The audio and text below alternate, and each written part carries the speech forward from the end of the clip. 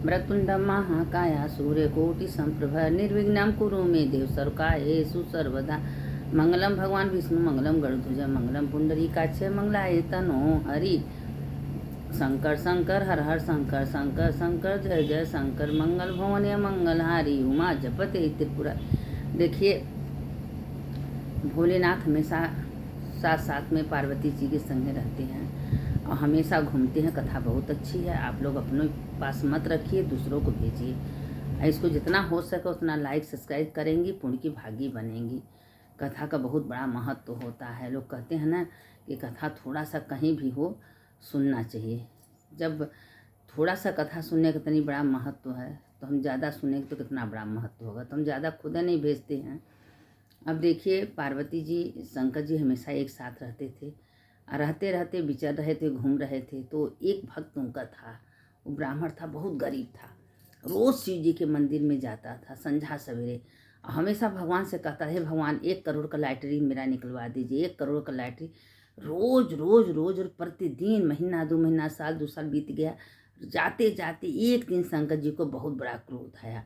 और जब वो भक्त भगवान के मंदिर में जाके कह रहा था, हे भगवान 1 करोड़ की मेरी लॉटरी निकाल दीजिए, भगवान एक चटक कस को मारे। कहें कि बेवकूफ़, तुम खाली बस 1 करोड़ 1 करोड़ रुपया करते हो, कुछ कर्म करोगे, कर्म का फल मिलता है। बिना कर्म किए थोड़ी ना कोई कोई को दे देता है। अरे हाथ गोड़ पैर सब भगवान ने दिए हैं तो तुम कर्म तो करो। ठीक है, तुमको 1 करोड़ की लॉटरी चाहिए, लॉटरी तो खरीदो, लॉटरी लगाओ। तो भगवान मदद करेंगे। तुमको कहाँ से तुम्हारा 1 करोड़ का लॉटरी निकाल देंगे। तुमको देख रहे हैं पर डे यही है कि तुम भगवान के सामने रोज रोज रोज रोज कहते हो।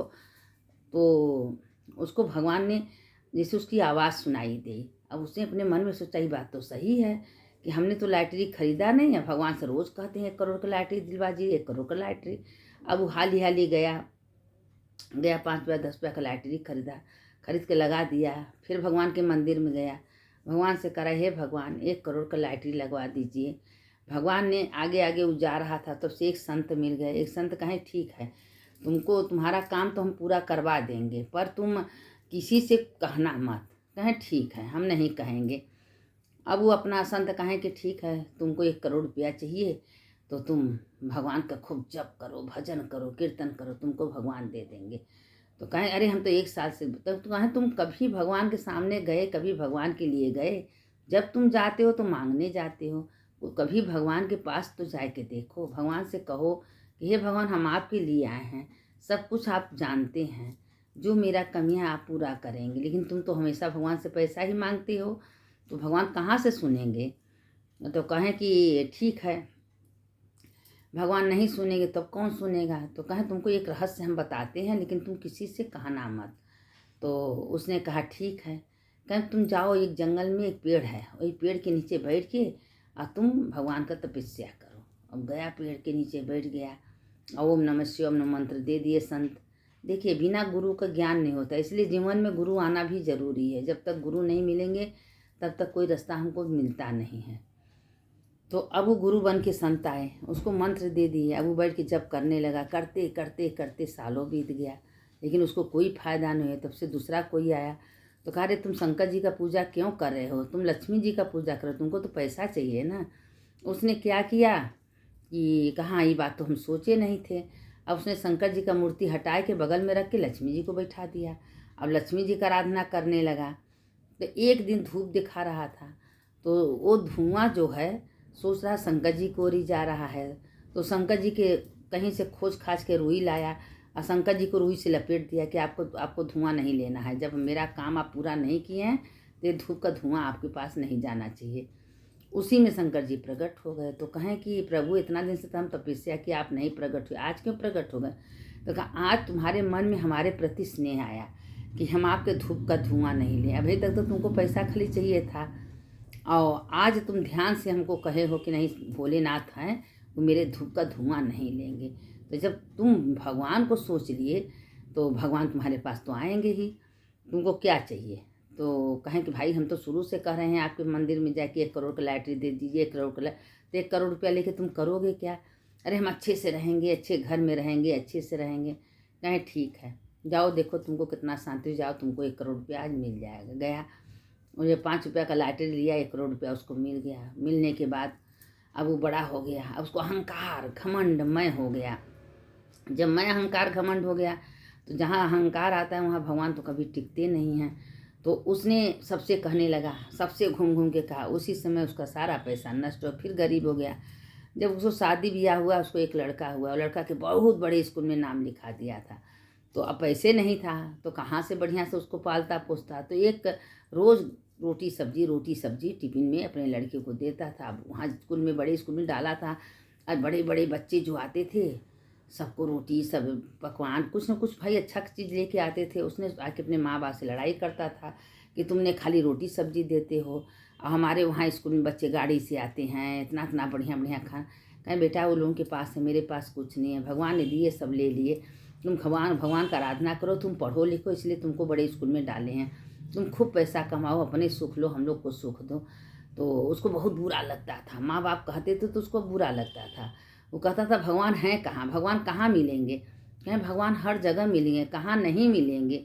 तुम भगवान को मान के तो देखो। एक दिन कहीं से न्योता आया था, तो अब वो सोचा कि आज पार्टी, बहुत खुश हुआ। धीरे धीरे 10 दिन के बाद वो न्योता, ब्याह शादी किसी का था, वहाँ गया। अब वहाँ सोचा कि आज जितना खाएंगे इतना खाएंगे कि पेट भर खूब खाएंगे। और आइटम ले लेके एक प्लेट लिया, प्लेट में इतना सारा खाना रख लिया। अब वो खाना खाने बैठा तो उसको खवा ही नहीं रहा है, 1 चम्मच 2 चम्मच भी नहीं खाया। अब सारे लोग देख रहे हैं, वो रखे तो रखे, प्लेट कहाँ रखे। तो वो प्लेट क्या किया कि धीरे धीरे देखते देखते पूरा जो पर्दा लगा था जहाँ खाना पीना सब पीछे ले जाके रख दिया। अब वो रख दिया गया, आइसक्रीम रसगुल्ला ये सब खाया। थोड़ी देर में सोचता है कि वो खाना का हुआ क्या, एक बार जाके तो देखें। गया, देखा तो कोई गरीब के बच्चे वो खाना हाली हाली गबर गबर खा रहे हैं। तो जाके कहा, अरे तुमने क्या कर रहा है।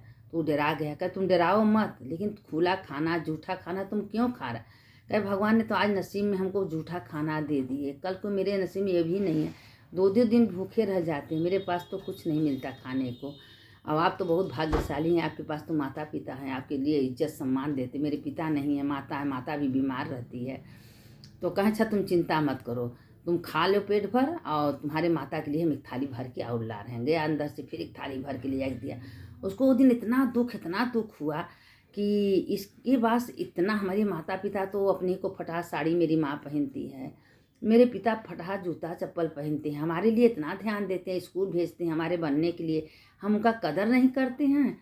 वो घरे गया, अपने माँ के गले में, पंडाल में गया, अपने माँ के गले में। कहें बेटा क्या हो। कहें कुछ नहीं हो, चलो घर गया। तो कहे कि माँ जो तुम दोगी वही हम, उसको दिमाग में खुल गया, मेरी माता पिता हमारे लिए इतना करते हैं, हम उनका कभी कदर नहीं किए, कभी उनको एक रोटी नहीं दिए, और उनको रोटी का अपमान करते थे, अपने फटा कप चप्पल साड़ी। गया, खूब मेहनत किया, मेहनत करते करते बहुत टॉपर निकल गया, टॉप किया, पढ़ाई लिखाई किया, उसका नौकरी लग गया। नौकरी देखिए, जब अंदर एक बार एक वक्त जरूर आता है जब जिस चीज़ में ग्लानि आ जाए वही समय लोग सुधरने का कोशिश करते हैं। तो गया मंदिर में, कहे भगवान हम मान गए, आप कहते हैं कलयुग में भगवान कहाँ रहते हैं। कलयुग में तो भगवान माता पिता के अंदर रहते हैं, जहाँ भी माता पिता रहते हैं वही भगवान विराजमान रहते हैं। हम आज समझ गए कि मेरे माता पिता में शंकर पार्वती जी हैं, भगवान कहीं दूर नहीं रहते हैं। इसीलिए जो अपने माँ का पिता का अपमान करते हैं, भगवान उनको कभी सुख शांति नहीं देते हैं। इसीलिए माता पिता का हमेशा सम्मान करना चाहिए, कभी अपमान नहीं करना चाहिए। क्योंकि माता पिता गरीब हो या अमीर हो, अपने बच्चों के लिए हमेशा अच्छे सोचते हैं कि मेरा बच्चा अच्छे से रहे, अच्छे से पहने, अच्छे से खाए, उसका परवरिश अच्छे से हो, अच्छे लायक बने। माता पिता, बेटा अगर नालायक होता है तो माँ बाप गाली सुनते हैं, और कि कैसे संस्कार दिए हैं, कैसे पाले हैं। अगर बेटा लायक हो जाता है तो माँ बाप का तारीफ होता है। अब उस लड़के के दिमाग में गरीब बच्चे को देख के ऐसा बातें घुसा कि लड़का इतना सुधर गया, कितना बड़े अफसर बन के पूरा घर देखिए। जब मेहनत का लगन आ जाए हमारे दिमाग में कि हमको कुछ बनना है, कुछ करना है, सारे अवगुण छूट जाते हैं और बनने का सीढ़ी अपने आप दिखने लगता है। तो जब हमारे दिमाग में भगवान, अगर जब हम दिन रात भगवान के बारे में उठेंगे, बैठेंगे, सोचेंगे, तो एक दिन भगवान मेरा साथ जरूर देंगे। तो ये दुनिया प्रपंच माया जाल को मत पकड़िए, भगवान को पकड़िए। मैं कौन हूँ, किस लिए आया हूँ।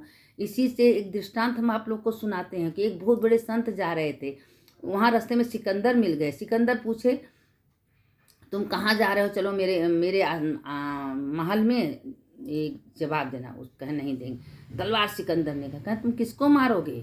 मेरे शरीर को। शरीर तो एक दिन मरना है। आत्मा न कभी मरती है, न कभी जलती है, न कभी कोई काट सकता है। आत्मा को तो मेरे कभी मार नहीं सकते। मारोगे तो इस शरीर को मारोगे ना। सिकंदर एकदम भय हो गया, अरे इसको तो थोड़ा सा जरा सा डर नहीं है। कहें जो सच्चे भगवान के भक्त होते हैं ना, उनको कभी डर नहीं लगता, क्योंकि शरीर तो सबका जाने वाला है। भगवान शरीर आता है दुनिया में, लेकिन शरीर साथ में जाता नहीं। जाता तो तत्व आत्मा। ये शरीर तो उसी जगह रह जाएगा, पंच महाभूत में मिल जाएगा। आकाश जल वायु पुण्य सब में मिल जाता है। ये शरीर थोड़ी ना किसी का जाता है। जाता तो उसका तत्व। वही मेरे आत्मा के पुनर्जन्म के कर्मानुसार मेरा जन्म कर्म अच्छे बुरे होते हैं। हमको अच्छे घर मिलेंगे, अच्छे घर मेरे कर्मानुसार। जब हम अच्छे कर्म करेंगे, भगवान का भजन करेंगे, कीर्तन करेंगे, सत्संग करेंगे, उनके नाम से उठेंगे बैठेंगे, तो ही मेरा कर्म जाएगा साथ में। ये तो दुनिया माया का जाल है, आज तक किसी का गया है? सारे संसार में भगवान शरीर भेजते हैं, लेकिन शरीर जाता नहीं है, क्योंकि इस शरीर रूपी मंदिर है। इस शरीर रूपी मंदिर में भगवान विराजमान होकर दुनिया में लोग आते हैं कि जाओ तुम, इस शरीर में हम हैं, तुम कर्म करो, नहा के धो के स्नान दान मेरा जप तप पूजा पाठ दीप कुल करो। बाकी एक दिन मेरे पास तुम्हारा आत्मा ही आएगा, शरीर नहीं जाएगा। शरीर तो इसी जगह रह जाता है, खाली शरीर आता है दुनिया में। तो इसीलिए विचार करना चाहिए, चलते उठते बैठते मैं कौन हूँ, किस लिए दुनिया में आए हूँ, क्या करने के लिए आए हूँ। सारे में भगवान देखिए, सब में भगवान देखेंगी तो भगवान तत्व में एक दिन आपके अंदर आत्मा भगवान विराजमान हो जाएंगे। घर में भगवान, पति भगवान, बेटा भगवान, सब भगवान है तो हैं। आत्मा कौन है? आत्मा लोग कहते हैं मेरे आत्मा को कष्ट हुआ। आत्मा तो परमात्मा है। अगर आत्मा को कष्ट हुआ तो किसको कष्ट हुआ? भगवान को कष्ट हुआ। बस ये सोच मैं कौन हूँ, मैं आत्मा हूँ, मैं शरीर नहीं हूँ, मैं भगवान, मेरे अंदर भगवान। ये देख दुनिया में जितना दिखाई दे रहा है सब, ये पेड़ है, पेड़ हरा भरा क्यों है? उसमें आत्मा है तो पेड़ हरा है। जिस दिन पेड़ काट दिए 2 मिनट में मुरझा के सूख जाएगा, क्या उसमें हरी पत्ती निकलेगी? नहीं निकलेगी। तो उस पेड़ में भी आत्मा है, सब में वही परमात्मा का दीदार करिए कि मैं आया, कुछ भी जाने वाला नहीं है। ये संसार का माया है, सब इसी जगह रह जाएगा। जाएगा तो सिर्फ एक तत्व आत्मा। शरीर किसी का न गया है न जाएगा। अब इसके आगे कथा हम कल डालेंगे। कथा ज़्यादा लंबी हो जाएगी तो आप लोग सुनेंगे नहीं, इसलिए हम कथा छोटे डालते हैं कि आप लोग खूब मन से सुनिए, समझिए कि हाँ दुनिया में हम किस लिए आए हैं, क्या करने के लिए। व्यर्थ का शरीर मत गवाइए, क्योंकि भगवान भी आत्मा को दे दीजिए। उठते बैठते चलते हैं प्रभु जो करा रहे हैं भगवान, आपने सारे काम करे, उनका 24 घंटा धन्यवाद दीजिए। ये आपने भगवान, लोग कहते हैं हम गरीब, अरे गरीब किस लिए हैं? करोड़ों का तो शरीर भगवान दे के भेजे हैं। गरीब हैं, एक किडनी बेच दीजिए, कितने का जाएगा? 2 आँख दिए, 2 कान दिए, 2 हाथ दिए, क्या गरीब है इतना? और या अपाहिज बना देते, लंगड़ा बना देते, अंधा बना देते। लेकिन भगवान का धन्यवाद, भगवान ने आपने इतना सुंदर शरीर दिए हैं। किस लिए गरीब कोई है भाई? मेहनत तो करना पड़ेगा, मेहनत का फल तो भगवान जरूर न देंगे। सुनने वाले की जय, सुनाने वाले की जय। शंकर शंकर हर हर शंकर शंकर शंकर, जय जय शंकर। मंगल भवने मंगलहारी, उमा जपते त्रिपुरारी। अच्युतम केशवम राम नारायणम, कृष्ण दामोदरम वासुदेवम हरिम, श्रीधरम माधवम गोपिका वल्लभम, जानकी नायकम रामचंद्रम भजेहम। सुनने वाले की जय, सुनाने वाले की जय।